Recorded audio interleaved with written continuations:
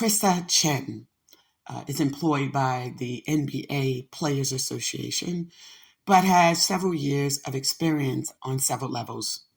ESPN's Mark J. Spears recently wrote an article on or about September 16th in which he titled her NBA Mom.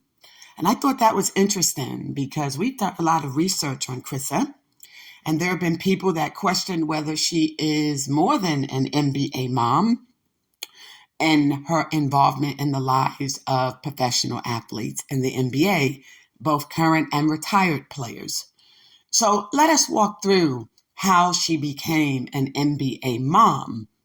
It is alleged that she has represented the interest of several players in their assistance in drugs and alcohol and mental health and other areas that pertain to their personal lives. So when we looked at different stories that were written regarding her, we came across some very interesting information within these stories. So let us look at some dates first. One of the first articles that were ever written by her was written by Bleacher Report in the year 2014. Unique to the year 2014 is that the late former commissioner David Stern was enshrined in the Hall of Fame.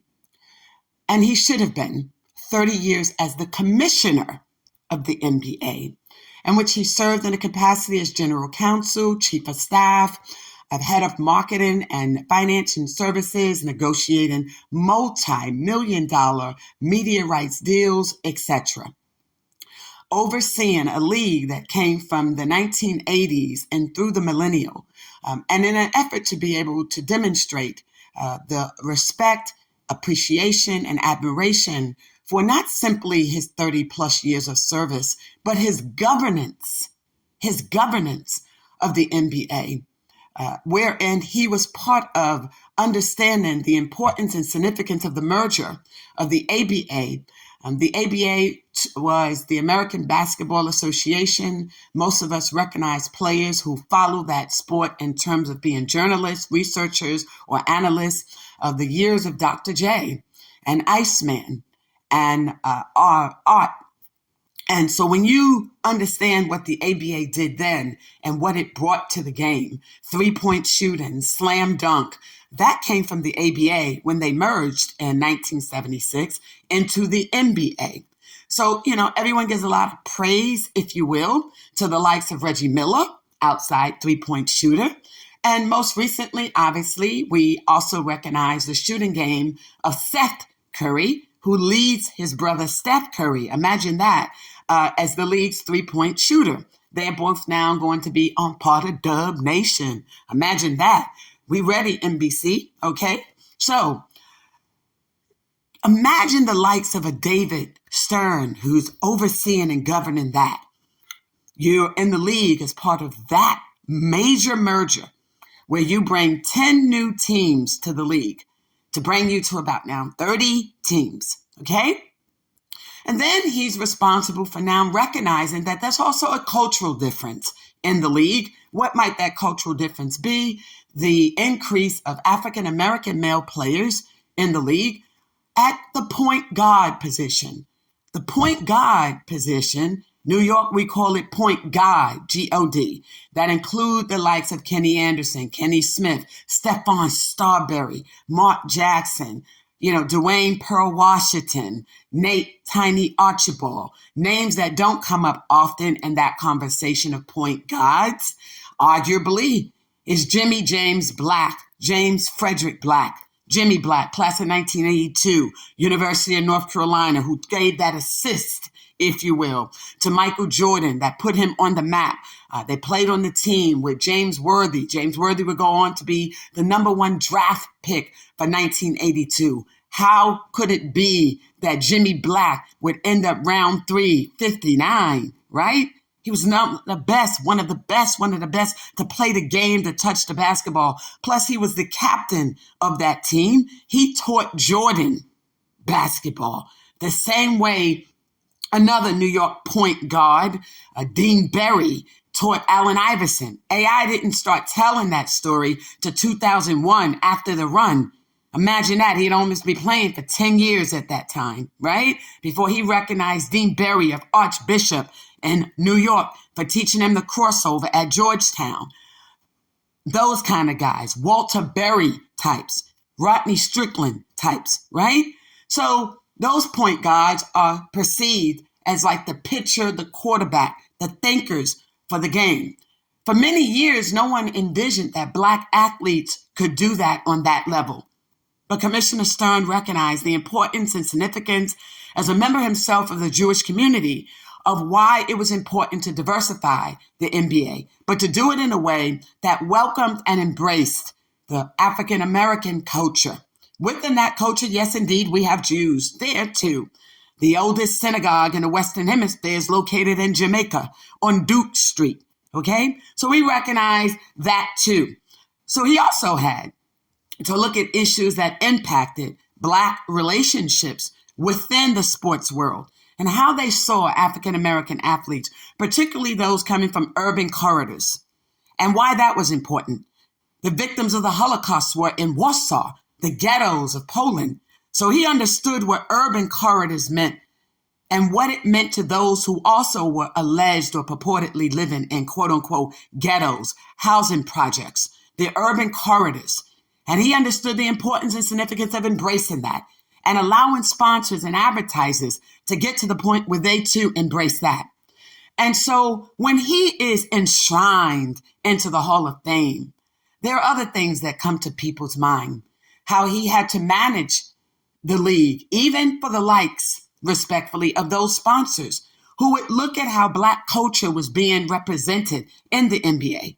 So by 2005, they decide in November that it's time for a dress code.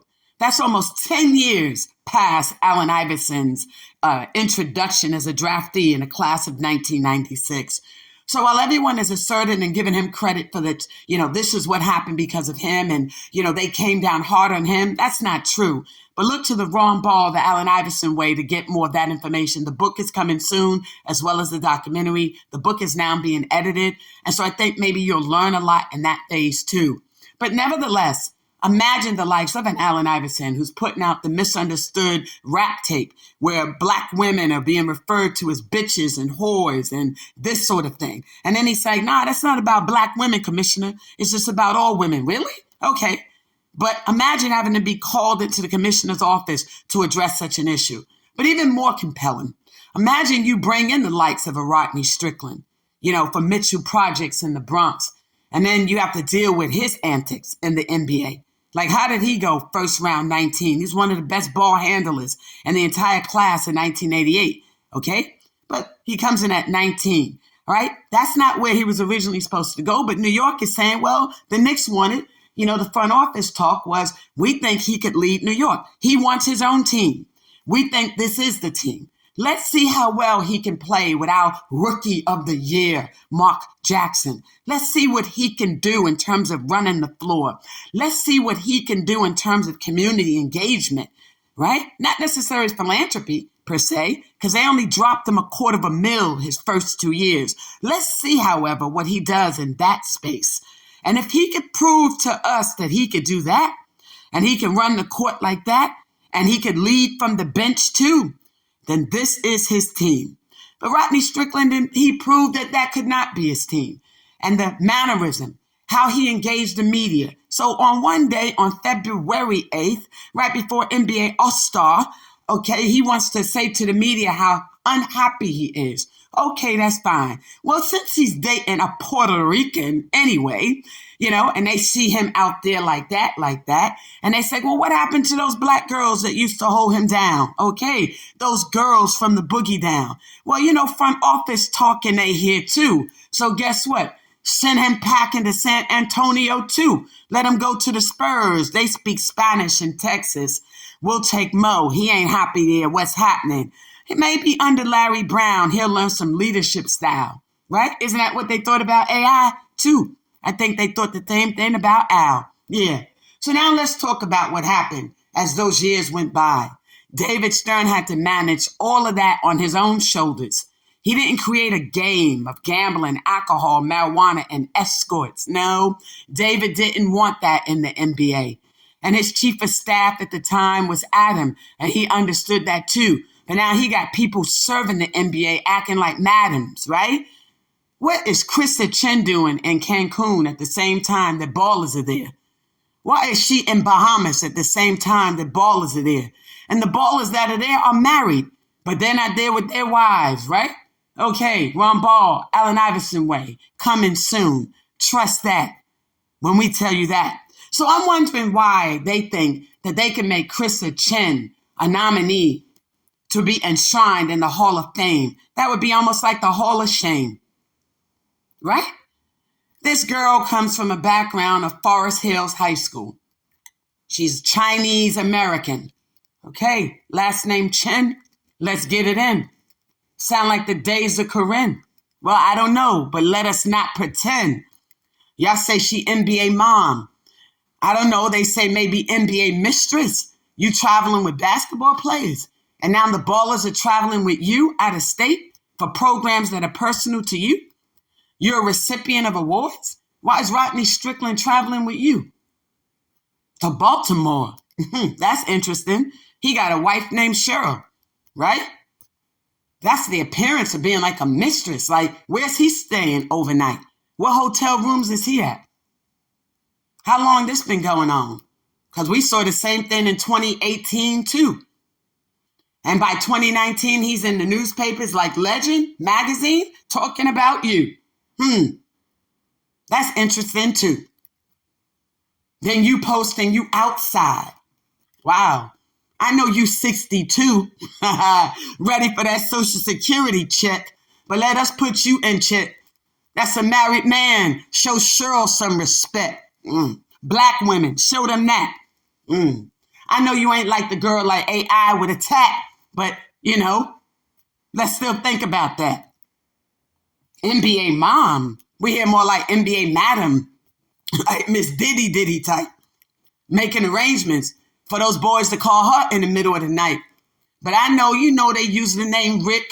Rick represents Trick. But y'all got Rick Buchanan. Yeah. NBA counsel. General counsel. That Rick. Well, why don't you listen to this? Because I know you do, Rick. And I know you listen to it too, Adam. Thank you. Because I know you had to talk to McCullums on occasion about this too. His former role in the Players Association, right? That association, right? The father and son, the association, like that kind of IG post, right? Yeah, let's sip on this. Let's sip on that. Yeah, y'all men are acting like simps and all of that. But who's handling your business like a pimp and all of that? Okay, so let us be clear. When we went through some of these articles about Chrysa Chin, they seemingly think, again, that she qualifies to be with the Hall of Fame. Is that where this direction's going? So 2014, Commissioner Shiva, he's enshrined. So by 2019, he takes ill. We would lose the commissioner in 2020. But before that time, Legend magazine decides in 2019, with the help of Rodney Strickland, we're strictly speaking here, that, they're going to run a conversation about him. And they're going to discuss the role of Chrysa Chin with players in the NBA. Now, I thought that was very interesting. He's with Ignite, G Unit, okay? Right? He's always been an educated individual. So what role would this little girl that came into the NBA 30 years ago? When she came into the NBA, she had zero experience in working in professional sports, none whatsoever. She came in as an administrative assistant. An administrative assistant. Okay, let's remember that. So you went from administrative assistants to, on the NBA side, to now vice president for players' relations, etc. On the players' side. Okay, that's interesting too. What experience did you have? Well, in reading these articles and in her podcast in 2022 All of a sudden, she's all over the place. As she's headed out the door, 62, just get that retirement check and do what you do. Trust that. We're trying to help you. Anywho, you know, a lot of these states have alienation of affection laws too. Okay? So, that being said, sometimes it's better to be silent, move in silence, and don't have to be loud with it. But we know the OGs are out there trying to help you stay safe. So they willing to split it. Really? Okay. Yeah, we know what that split is like. The kind that keep you up all night. They say they could call you at 4 a.m, according to Mark J. Spears' story. So let's work with the story, like Starberry type, you know, Chinese girl to keep you up all night. Okay? So they tell us, who are you in the lives of these ballers? That they get to visit you. I mean, it might just be out of the goodness of their heart. But when you see athletes who are on one end of the spectrum, they're praising you and giving you accolades for the services that you provided and your so-called professional capacity, right? I mean, that's what Mr. Rodney Strickland is doing. Mr. Strickland is giving you praise and accolades in that 2019 Legend story for all the wonderful things you did to advance his career, saying you have a quote-unquote strong influence in his life. That's dangerous, particularly in light of the fact that he was under the influence so often. So where did you fit into his influence, right? Right? Why is he posted up in photos with you and your son, Joel? That doesn't look professional. You were a recipient of some man-made award. Okay, so they have you there in Baltimore again this year, 2025, trying to showcase you. All of a sudden now, everybody's trying to recognize you, really, while you with him. So y'all don't have to pretend. And then you put up a post talking about outside. You 62 years old, talking about outside. Let me explain to you what outside means. There's 3. Outside, singular, is an African-American vernacular, which means that the person you with is in an open marriage. Look it up. And it means that even though that person is married, their marriage is open. And that you are part of the outside, the person that he can be in a romantic, sexual relationship with outside of his marriage. Now, you're 2 consenting adults, so that would be perfect. That's nobody's business, except the fact that the NBA is your business and he's NBA business, right? You met him during the course and scope of his services to the NBA as a player under the New York Knicks, San Antonio Spurs, Portland Blazers, Washington Bullet-Wizards. Y'all know where I'm going with that, right? So you met him in that course of service, all right? So, and then post-retirement, you're engaged in acting and services with him too. So when that person speaks out about Chrysa Chin is this, that, and the third. And, you know, she's a strong influence and a guiding force for my life and the life of other athletes. How do we take that now when you outside with him? Do we believe what he said? Or is he trying to build you up to be somebody special in the eyes of New York and in the sports world to compliment him? Like what we call arm candy. We know you only stand for 7 and all. We get it. So for those who can't see you on any other level, you know, see her up here with us, with the OGs, the baller types. Well, you know, we know Strickland type, right? Okay, enough said. Anywho, that being said, let's work with that. That's not professional, is it? So why you want to post online that you outside with Rodney Strickland celebrating Carmelo Anthony, and you all posted laid up on the side of him? Really? Last we heard, he was married to Cheryl Marie. They've been married since 1992. So what does that look like coming from you, an employee? Let us not forget who you are. You are an employee, a worker for the NBA. So you laying in play. That's like $300,000 on a wrist for Clay, for May.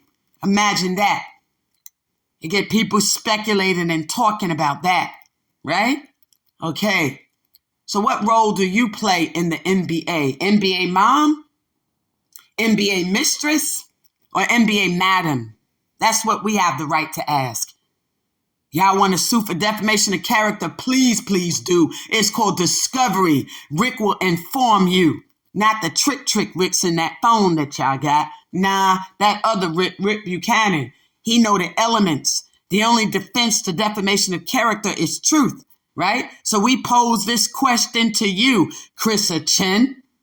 Are you NBA mom? That you would label by Anscape, Mark J. Spears report? Or are you NBA mistress or NBA madam? Miss Diddy type, right? Help these ballers escape some of the issues in their life, even though they got a wife. Help us understand that. Why is an athlete traveling with you out of state to celebrate you? Oh, I forgot. You said this is my quote unquote best, my family, my bestie, and my favorite coach. Really? You're not family blood related to Mr. Strickland. Nah, you're not on either side of that family. So family, NBA family. Okay. Bestie though.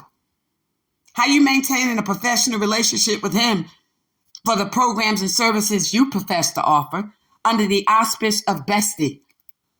And in reading all these articles and these interviews, you seemingly state that you founded the Rookie Transition Program. No, you did not. Then you claim that you were founder of the NBA Players' Wives Association. No, you did not. And then the Players Assistant Program. No, you did not. No. In 1993, Commissioner Stern had worked with a law intern on the Rookie Transition Program that is now before the NBA. Up to that point in 1986, when they founded it, it was like a 1-hour program for rookies on professional and character and leadership. By 1993, Commissioner met with this intern and they had the conversation about what was supposed to happen and what was not.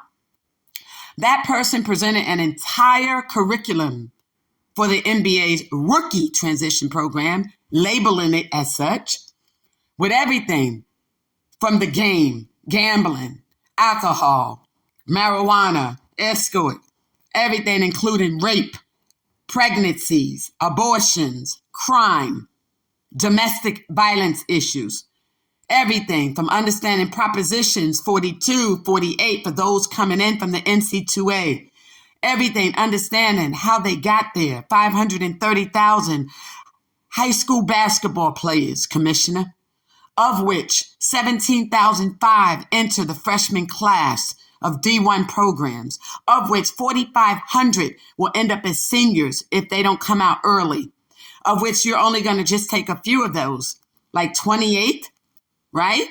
So, Commissioner, this is what we need to be doing, right? That sounds like that conversation. Commissioner entrusts her to put together an entire program. That program is not only used in that capacity, but she's then connected with NFL, Major League Baseball, and even hockey, but NC2A as well. Then she's traveling throughout the country, talking to prospective NBA players who are now in NC2 programs, D1. But unique to the program was the high school segment.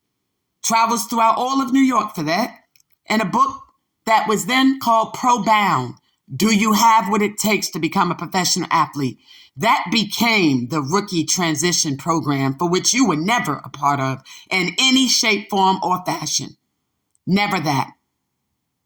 But I know you did leave the NBA. Why don't you tell people why you really left the NBA and then came back, right? What's up with that? NBA mom, NBA mistress, or NBA madam? Which one? I don't know. You tell us. We're simply asking a question. And we know Tracy Wilson Morning was the person who visualized, conceptualized, and materialized the NBA Players' Wives Association. Not you. The same true for the Rookie Transition Program. It was neither visualized, conceptualized, or materialized by you. So all these things on PAC and on Legend and Bleacher and her table, that is, where you insinuate directly or indirectly in your own interviews that somehow you were the groundbreaking program, or it was quote unquote your favorite program, or to allude that you created those programs. You did not. And the world needs to know you did not. Now, there's nothing wrong with the work you've done as an employee of the NBA. But I get OGs, she's 62. Social Security payout time. Maybe y'all think she on her way. Maybe. But this isn't the way. It's not the way to take the credit of an African-American woman, a Black woman, and exchange her programs, her services, her intellect, her intelligence for that of a Chinese American woman. Chrysa Chin is Chinese. She says she's Chinese and Hispanic. Okay, good for you. Okay, but you're not African American. And one of the things that David Stern wanted more than anything was to allow for African American women to have a place in the NBA and in the sports world. And that is why Pro Bound, do you have what it takes to become a professional athlete? And that working relationship, that professional relationship was so important. And why he took the time in that person's life to do what he did. Because what he was also trying to wrap his hands around was two things. How Jews were being treated in that space. Oh, yeah, I don't play this sport. Yeah, I don't know anything about this sport. So come in this way as general counsel. So then he was able to open the door. Well, if they're not going to let us play the game per se, then this is what we can do with the game. But what he saw for African American women was to let white Americans know, particularly the Anglos and the advertisers, the sponsors know, these Black women are more than just those who birth into this profession. They actually have the intellect and the ability, the know-with-all, the education, and even the employability to work within this profession. So when a Chrysa Chin come along and act like somehow you did something you did not do, and you take it away from African American women, that's a problem. And let us be clear, I am well abreast of the fact that Tracy Wilson Mourning mother is Caucasian. But the difference between what she did, her case went to the high court. Tracy Wilson's mother stood up for the fact that she fell in love with a Black man. And so in exchange for her openness and honestness, they took her two white children away from her and allowed her to keep the Black child, which was Tracy. Imagine that. Tracy's also a D9 Delta type. Yeah, Delta Sigma Theta type. Like the one before the high court, right? That kind. Katanji, Jackson Brown, Delta type.